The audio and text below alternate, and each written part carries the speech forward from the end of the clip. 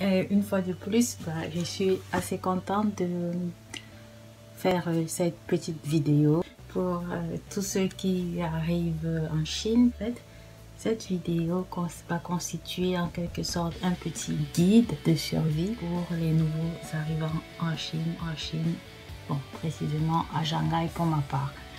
Donc, si à travers cette vidéo, certains pourront être mieux avisés, ainsi mieux préparés pour leur installation, surtout la première année ici à Shanghai, bien sûr, je serai ravie d'accueillir vos commentaires pour compléter si, pour sûr, je n'ai pas fait le tour de toutes les applications téléphoniques utiles lorsqu'on est franchement arrivé dans une ville aussi digitalisée que Shanghai.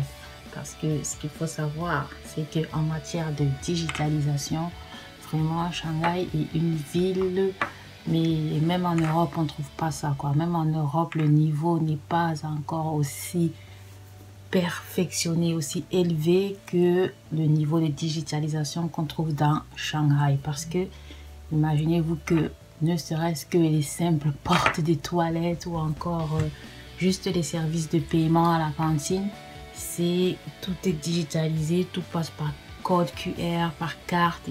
Bref, il faut vraiment, c'est une ville à la pointe de la technologie. Du coup, cette vidéo, c'est surtout, vu que tout se passe, pratiquement tout se fait via le téléphone, eh bien, il y a des applications impératives à avoir pour égayer sa vie ou encore alléger son quotidien dans une ville aussi digitalisée que Shanghai. Donc, je vais vous présenter une dizaine de ces applications.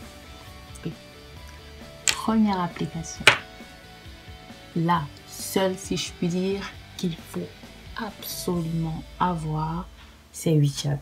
Alors, sans WeChat, oubliez la Chine, oubliez Shanghai, oubliez même de vous en sortir un tout petit peu. Parce que vraiment, cette application, moi par exemple, j'ai dû l'installer avant même d'arriver. Parce que déjà, si vous êtes dans une procédure, un échange avec des partenaires chinois et vous êtes dans votre pays, disons le Cameroun, eh bien, ils veulent absolument que vous installiez WeChat parce que c'est avec ça qu'ils communiquent, c'est avec ça qu'ils payent les factures, c'est avec WeChat qu'on appelle le taxi, qu'on commande au restaurant. Bref, je vous explique tout ça dans la vidéo. Mais en tout cas, ce qu'il faut savoir, WeChat, c'est la numéro 1. Depuis n'importe quel point sur la planète, vous pouvez l'installer. Bref, le WeChat, c'est un peu comme un réseau social, mais qui a plusieurs sous-dimensions, comme des porte-monnaies. Vous pouvez payer des trucs via WeChat. Vous pouvez, par exemple, acheter un ticket de cinéma, commander de la bouffe, vous pouvez passer des appels gratuits, des messages. Ce qu'il faut savoir, c'est que les versions de WeChat qui sont installées dans les pays étrangers ne sont pas très souvent complètes. La mienne, par exemple, que j'ai installée depuis le Cameroun avant d'arriver, eh bien, il n'y a pas la partie pour les paiements via WeChat. Donc, j'ai été obligée de désinstaller cette application une fois ici et installer une nouvelle qui, bien sûr, était à jour avec toutes les différentes composantes, tous les différents points nécessaires à l'utilisation optimale de WeChat. Deuxième application, c'est Real Estate. Donc, je vous écris ça là. Donc, Real Estate, en fait, c'est une application qui concerne, c'est une agence immobilière. Se sentir vite perdu et frustré lorsqu'on va sur des sites tels que Smart Shanghai où il y a plein d'appartements, plein de trucs, vous avez plein de photos, vous avez tellement il y en a, vous avez l'embarras du choix. Donc avec Real Estate par exemple, vous avez des guides qui peuvent vous faire visiter les appartements. C'est très impératif de visiter les appartements que vous voulez, dans lesquels vous souhaitez emménager, parce que juste se baser sur la photo pour faire un choix, très mauvaise idée. Oui, parce que des fois la photo c'est juste la photo d'un appartement témoin, ou alors c'est la photo qui date d'il y a 10 ans quand l'appartement était, on venait juste de finir quoi. Donc là vous avez l'impression, vous voyez le truc est joli, tout beau, mais il faut imaginer comment, dans quel état c'est après le passage de 10 ou 30 locataires quoi. Donc c'est plus du tout ça. Du coup il faut aller sur place. Des fois c'est le quartier qui est, disons, pas très pratique en matière où peut-être les bouches de métro vont être trop éloignées, ou encore pas assez de boutiques, de stand, ou pas de gym à proximité, des trucs comme ça qui pourraient vous faciliter la vie si vous visitez vous-même, si vous allez sur place, il faut vous renseigner sur aussi ce qu'il y a autour, ce que vous pouvez faire et les voies d'accès au métro pour mieux vous déplacer. Sinon, comme agence qui peut vous aider dans la recherche d'appartements, il y a aussi une autre comme Linja.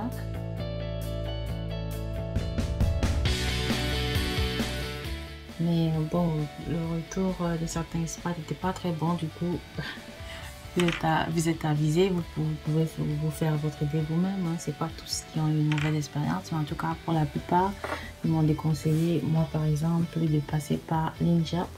Maintenant, il y a d'autres sites. Vous pouvez, par exemple, la solution qui me semble la meilleure, c'est déjà d'aller sur Airbnb, de trouver une chambre ou dans un appartement partagé pour 2 ou 3 semaines.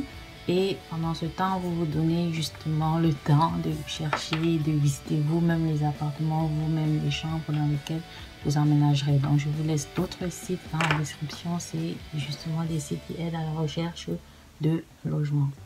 Troisième application, Sherpa. Cette application-là, en fait, vous pouvez justement commander depuis votre chambre. Vous n'avez pas besoin de sortir de la maison pour chercher un restaurant et surtout passer 1 heure à essayer de dire au gars du resto que vous voulez en fait des nouilles, pas du riz, du poulet, pas du porc. Bref, ce genre de truc. Vous êtes épargné avec l'appli Sherpa sur votre téléphone. Donc, vous installez juste. Vous pouvez commander, vous pouvez même voir en temps, en heure l'itinéraire du gars qui vous apporte votre bouffe, quoi. Vous savez s'il a 1 minute à 5 minutes, vous savez si c'est complètement perdu. Donc, pratique, Sherpa. En 4, c'est une application en fait, qui permet de trouver des petits boulots, des petits jobs, voire même des bons emplois pour les étrangers qui sont ici à Shanghai. Vous pouvez utiliser HireEdge China.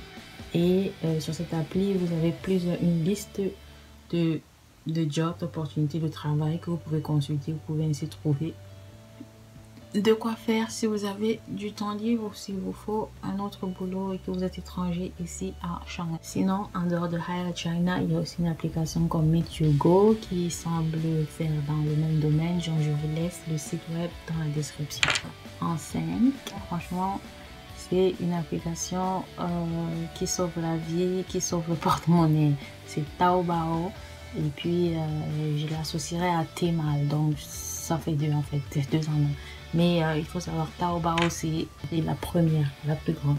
Donc des applications populaires pour faire du shopping. On trouve tout dessus, depuis les mèches, si vous voulez, les bananes plantains, si vous voulez, je sais pas moi, des appareils. Vous trouvez le tout sur cette application. Moi par exemple, vu que en matière de taille de chaussures ou encore de vêtements, c'est la limite dans les magasins sur place, du coup sur Taobao c'est plus évident à trouver. Donc ça, je savais pas ça avant et depuis que je connais le site, franchement, je ne fais plus tout le tour des magasins de la ville pour trouver ma taille de chaussures ou encore de vêtements. Juste sur le site, vous commandez, bref, mais comme tout achat en ligne, vous pouvez bien sûr avoir des surprises parce que faut savoir que les tailles XS ou encore XL ou même XXL ici en Chine, eh bien, c'est pas pareil. Je sais pas comment expliquer ça, mais c'est pas le même XXL qu'un magasin qui va se trouver en Europe ou en Afrique, quoi. Vous n'avez pas les mêmes tailles de vêtements. Leur max, en fait, c'est pas le max des normes africaines. Donc, vous allez voir XXL, vous allez commander, mais au final, ce serait en fait un XS sur vous. Donc, il y a des risques, mais disons qu'ils sont minimes. Ce sont des risques qu'on est obligé de courir lorsqu'on est grand de taille et qu'on n'a pas les proportions adaptées à un pays comme la Chine. Voilà. Bon. 6. Dianping. En fait, Dianping, c'est une application qui recommande les restos du moment, les bars tendance, les cafés où il faut être, quels sont les points connectés du moment. Voilà. En 7. Donc, la 7e application, en fait, c'est Didi. C'est une application pour appeler un taxi. Donc, si vous avez la flemme de sortir et de vous mettre dans la rue pour aider un taxi, vous pouvez depuis votre téléphone allez sur l'application Didi et appelez un taxi, donnez votre position et le taxi vient vous chercher là. Donc ça, c'est pratique, facile et vraiment ça facilite la vie quoi. En 8. Alipay, alors ça aurait dû être la deuxième application. Bien, l'ordre n'est pas, ce n'est pas un ordre d'importance.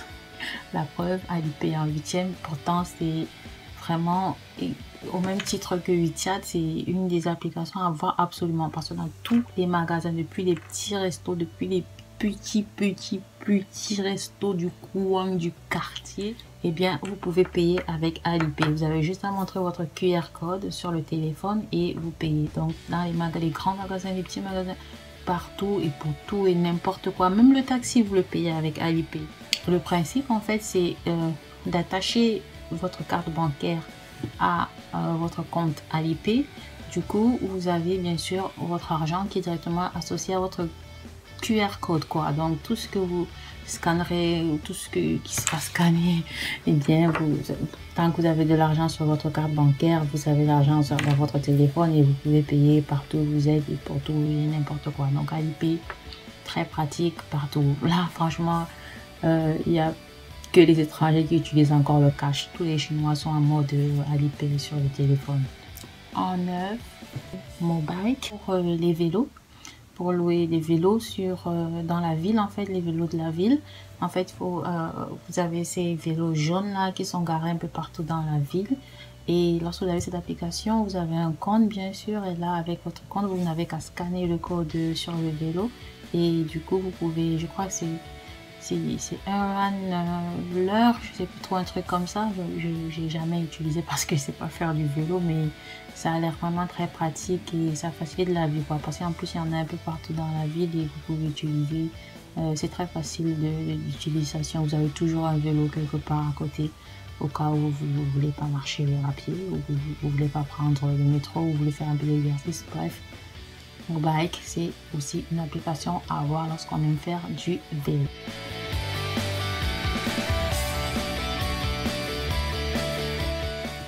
La dernière application, la 10e et non la moindre, c'est Baidu Maps. Baidu Maps, c'est vrai qu'il faut l'avoir parce que vous ne pourrez pas utiliser Google Maps si vous n'avez pas de VPN.